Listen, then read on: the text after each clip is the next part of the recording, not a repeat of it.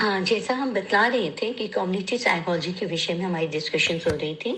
तो community psychology के दो महत्वपूर्ण एस्पेक्ट्स हैं। पहला है community, second is psychology. Community psychology relatively new concept है। यह 60 के दशक में अमेरिका में इसके ऊपर स्टडी किया गया था। इसके अंतर्गत हम इंडिविजुअल व्यक्ति के जीवन में समूह समाज का क्या महत्व है, उनकी रिलेशनशिप पर अध्ययन करते हैं। अर्थात जैसे किसी व्यक्ति की परिस्थितियां या परिस्थितियों को परिस्थितियां कहाँ तक उसके वातावरण यानी पर्यावरण का प्रभाव उस पर पड़ता है, या दूसरे शब्दों में ये भी कहा जा सकता है कि समूह संख्या समाज इसके लिए जिम्मेवार होता और कैसे इन सब के निगेटिव प्रभाव को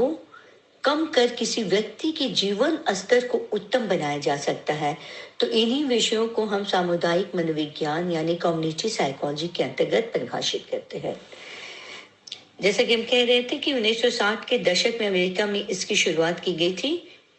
और मनोवैज्ञानिकों ने यह महसूस भी किया कि व्यक्ति के जीवन पर वहाँ का इकोलॉजिकल पर्सपेक्टिव जो है सबसे महत्वपूर्ण है, वो सबसे बड़ा फैक्टर है। अब इकोलॉजिकल पर्सपेक्टिव एक बहुयामी शब्द है, काफी इसके वृहद आयाम हो सकते हैं। It has a very broad connotation हो सकता है, या फिर कनेक्शन ही कहेंगे। और इस इकोलॉजिकल पर्सपेक्टिव के अंतर्गत ही, जैसे हम पहले भी बता चुके हैं कि आप लोग नोट कर लीजिएगा, भौगोलिकल स्थिति हो गया यानी ज्योग्राफिकल, सामाजिक दृष्टिकोण सोशल, फिर राजनीति, सामाजिक परिवर्तन, ये सारी चीजें शामिल है। किसी भी व्यक्ति पर ये सारे कारक अपना प्रभाव डालते हैं। इसमें क्या होता है कि जैसे बहुत अगर आप देखे होंगे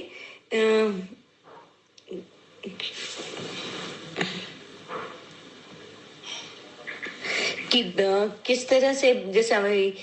कोई भी व्यक्ति, जैसे कम्युनिटी साइकोलॉजी, पहले हमें समझना क्या कि व्हाट इज कम्युनिटी साइकोलॉजी। तो एक कम्युनिटी जो होते एक इंडिविजुअल के ऊपर वो स्टडी करते हैं कि यह व्यक्ति, जैसे किसी व्यक्ति को हम डिक्लेयर कर दे कि वो मेंटल केस है, फिजिकली वो ये प्रॉब्लम है उसके साथ, उसको यहाँ डालते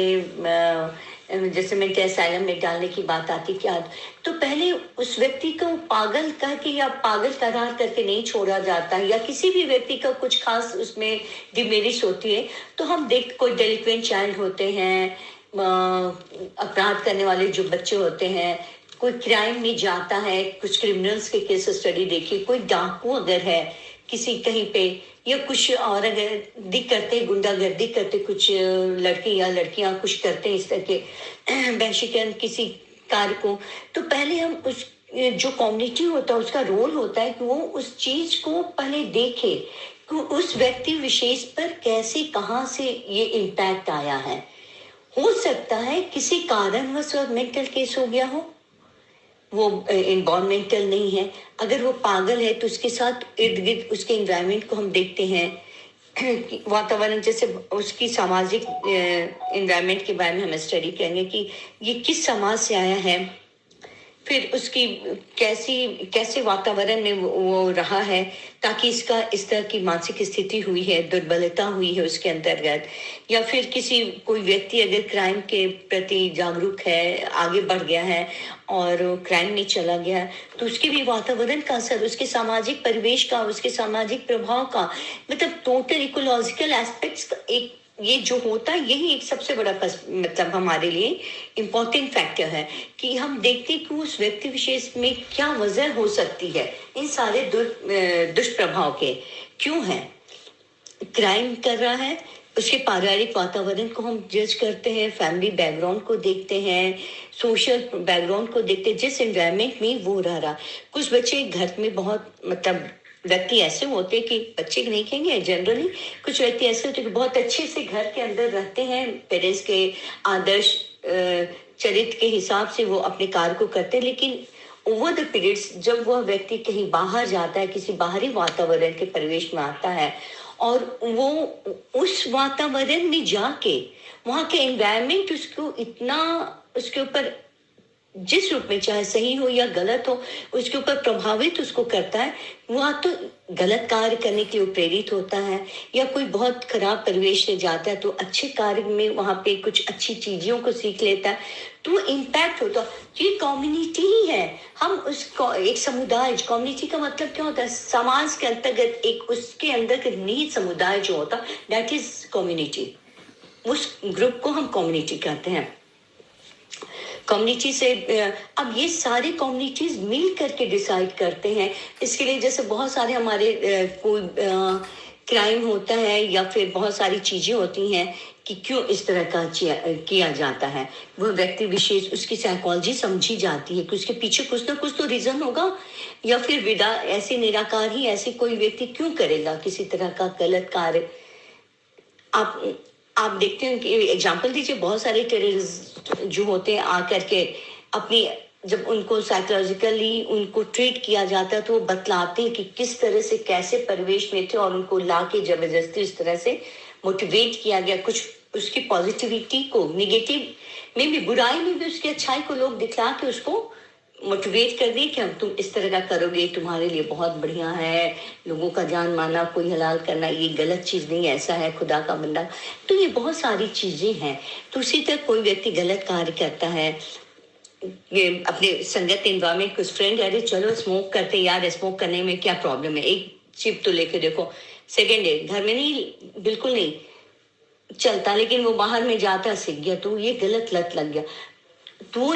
अब वो असर है, ये इसलिए स्मोक कर रहा है क्योंकि उसको एनवायरमेंट उसको मिल गया। या फिर परिवार में भी वो बचपन से देख रहा है सब लोग स्मोक कर रहे हैं, ड्रिंक्स कर रहे हैं और हमें कोई नहीं रोक रहा। पारिवारिक वातावरण भी अगर वैसा है तो इसमें भी उसके अंदर उसकी मनोदशा वैसी रहेगी। ड्रग्स लेने की हैबिट अगर हो गई है बचपन से तो ड्रग्स लेके गलत काम को करेगा।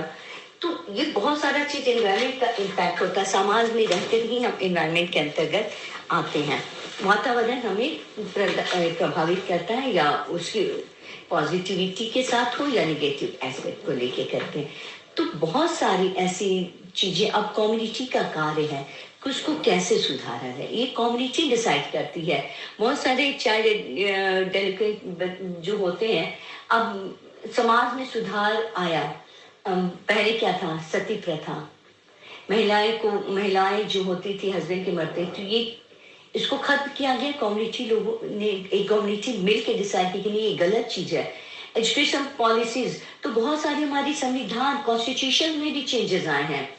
कि नहीं, बहुत सारे नए नए संविधान लागू हुए हैं कि गलत चीज है। पर महिलाओं को कम उम्र में पहले बाल विवाह, चाइल्ड मैरिजेस हुआ करती थी, तो उन सब चीजों को एक संविधान बनाएगा और उसको हटाया गया। तो ये सारे कम्युनिटीज मिलकर डिसाइड करते थे कि क्या गलत है क्या सही है, इस चीज को हम कैसे सुधारें। और सुधारने के लिए एक ग्रुप का होना जरूरी है। किसी एक इंडिविजुअल की सोच से चीजें नहीं बदलती हैं, तो उसको सपोर्ट चाहिए। सपोर्ट क्या होता है, जब सारे ग्रुप का एक सहमत हो जाते हैं और ये उनकी साइकोलॉजी, तब जाके उस चीज, मतलब सबसे पहले कम्युनिटी की साइकोलॉजी होती है, वो समझते कि इस चीज का क्या सही असर होगा, क्या गलत होगा। और ये लोग जैसे सती प्रथा खत्म किए, चाइल्ड मैरिजेस के बारे में खत्म किए, एजुकेशन पॉलिसीज में चेंजेस आए, महिलाओं को आगे बढ़ाने का विभिन्न एम्पावरमेंट की बातें हुई हैं। तो ये सारी कम्युनिटीज ने डिसाइड किया मिल करके कि हम किस तरह से इन लोगों को प्रभावित करें कि सारे चेंजेस जाए। और हमारे साथ संविधान भी बहुत बदल चुके हैं, बहुत सारे नए नए लेजिस्लेशन इम्प्लीमेंट किए गए हैं। तो ये सारा कम्युनिटी का तात्पर्य अभी और बृहद रूप में आप लोग को क्या समझा है, क्योंकि उनकी सबसे पहले तो आप कम्युनिटी साइकोलॉजी समझिए, क्योंकि किसी भी कम्युनिटी, एक ग्रुप की साइकोलॉजी आप समझिए, वो लोग किस तरह। अब इसमें बहुत सा तो होता है हेल्पलेस, कुछ ऐसे लोग होते हैं जो हेल्पलेस रहते हैं, किन्हीं को जॉब नहीं मिलता है, कोई बिल्कुल दूसरी जगह से आए हैं, उनको रहने के लिए घर चाहिए, होमलेस हैं। तो वैसे लोग के लिए कम्युनिटी मिल के डिसाइड करती है कि ये अगर व्यक्ति को मकान चाहिए, इसे रहना है, यहाँ आया है, तो इसको रखने के लिए, क्योंकि अगर वो नहीं रह पाएगा, इधर उधर मारा फिरेगा, तो एक इंडिविजुअल की जिम्मेदारी नहीं होती, बल्कि एक समूह मिल के डिसाइड करना होगा कि इसके लिए कुछ तो हम लोग व्यवस्था करें। तो ये कम्युनिटी डिसाइड करती है, उसकी मनोदशा, उसकी स्थिति को जानती कि आप असहाय क्यों हैं, उसकी स्टडी करती है, प्लस उस व्यक्ति का जो भी रीजन उसको फाइंड आउट करने को वो लोग एक डिसाइड करते हैं कि उनको रहने के लिए है घर चाहिए, अगर होमलेस है तो घर दो। वैसे एजुकेशन, अगर कोई पढ़ा लिखा नहीं है तो उसको परिवार से अनाथ है या इधर उधर भटक रहा है, तो उसके लिए भी कानून, मतलब कि वो लोग मिलके डिसाइड करते कि अच्छा इसको पढ़ने के लिए हम लोग कैसे क्या उस उपाय करें। तो सारी चीजें, हर चीजों का मिल करके एक किसी चीज के निष्कर्ष को निकालना, किसी भी निष्कर्ष को निकालना एक कम्युनिटी ही डिसाइड करती है कि हम किस तरह से इसको सही दिशा दे सकें या सही रूप दे सकें। जैसे बेघर को घर देना, एक अनपढ़ गवार को पढ़ने के लिए सिस्टम, उसको एजुकेशन के लिए उसको बुक्स अवेलेबल कराना, उसका एडमिशन दाखिला कराएं या नहीं कराएं, तो मिल के, कोई एक इंडिविजुअल नहीं करता, और मिल के सोसाइटी में ये लोग डिसाइड करते हैं कि चलो समाज में इसको रहने योग्य बना दें, ताकि कल इसे भी कोई इस तरह से नहीं। अभी जैसे सबसे बड़ी चीज है, हमारे देश में बहुत बड़ा ज्वलंत उदाहरण आप लोग देखिए कि सारे कंट्री में ये जो कोरोना वायरस का फैला हुआ है, महामारी, इतनी भयंकर रूप जो फैला हुआ है इसका, तो इसमें क्या पूरा वर्ल्ड, ब्रह्मांड, आपका पूरा समाज, सभी लोग लग चुके हैं कि इस बीमारी से कैसे हम जूझे, सब एकजुट हो गया, और इसके उपचार के लिए सब लोग नए नए खोज कर रहे हैं। अब यहाँ पे इम्प्लीमेंट हो रहा था कि चलो भाई हमारे भारत में कि चलो ये हम यहाँ पे चल रहे, कुछ हद तक लोग अपने कार्य को एवरीडे चल रहे थे, लेकिन प्रधानमंत्री और उनके साथ उनके सहयोगी दल के नेता जो भी मेंबर थे, सब लोगों ने मिलकर डिसाइड किया कि किस तरह से इसको रोकने को उपाय करना होगा। तो हम कर्फ्यू, एक दिन का पहले उन लोगों ने कर्फ्यू किया, तब वो देखे कि एक दिन में जब हमारी लोग हमारी बात को फॉलो कर सकते हैं, और इससे ऐसा करने से ही हमारा इसका सबसे बड़ा उपाय यही है इस बीमारी से बचने के लिए कि हम सोशल डिस्टेंसिंग को फॉलो करें, जिसकी वजह से उन्होंने लॉकडाउन किया। तो ये बहुत बड़े सोसाइटी के अंदर रह के कुछ कम्युनिटीज के लोग इस बात को ध्यान दिए, लोगों की मनोदशा, साइकोलॉजी, अभी हम जानते हैं उन्होंने क्या, कितने अच्छे से स्टेप्स लिया। पहले उन्होंने कहा कि मैं 21 दिन के लिए क्लोज करूंगा। क्यों ऐसा क्यों कहा, शायद आप लोग को नहीं जानकारी होगी, और being a teacher of psychology हम इसमें कहने में मुझे जरा से भी झिझक नहीं है। ये व्यक्ति के मनोवैज्ञानिक या ये दशा को समझ रहे हैं हमारे देश के नेता, महान नेता जो हैं, तो वो समझ रहे कि अगर हम एक साथ काफी दिनों के लिए बंद कर देते, लॉकडाउन कर देते, तो लोग विचलित हो जाएंगे